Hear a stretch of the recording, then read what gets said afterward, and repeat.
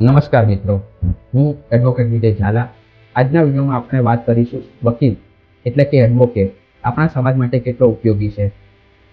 લોકો સામાન્ય રીતે કહે છે વકીલ ફક્ત કોર્ટમાં કેસ લડે છે, પણ વાસ્તવમાં વકીલ સમાજમાં ન્યાયનો રક્ષક છે. વકીલનું મુખ્ય કામ છે ન્યાય મેળવવામાં મદદ કરવી, કાયદાનું જ્ઞાન સામાન્ય લોકોને સમજાવવું અને તેઓના હકો વિશે જાગૃત કરવા. જ્યારે કોઈને અન્યાય થાય છે ત્યારે વકીલ કોર્ટમાં જઈને તેની અવાજ બને છે. તે જજ સામું દલીલો કરે છે, પુરાવા રજૂ કરે છે અને કાયદાના આધારે ન્યાય અપાવવા પ્રયત્ન કરે છે.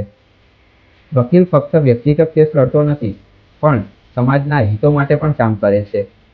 તે પબ્લિક ઇન્ટરેસ્ટ લિટિગેશન એટલે કે PIL ફાઇલ કરે છે, જ્યાં સામાન્ય લોકોના હિતના મુદ્દાઓ ઉઠાવવામાં આવતા હોય છે, જેમ કે પર્યાવરણ, શિક્ષણ, સ્ત્રી સુરક્ષા કે ગરીબોના હકો માટેના મુદ્દાઓ.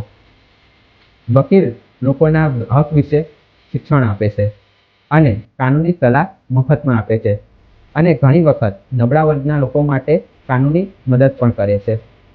વકીલની ફરજ માત્ર કાયદાકીય નથી, એ નૈતિક પણ છે. તેને સત્ય, ઈમાનદારી અને ન્યાયની વ્યવસ્થા જાળવવાની હોય છે.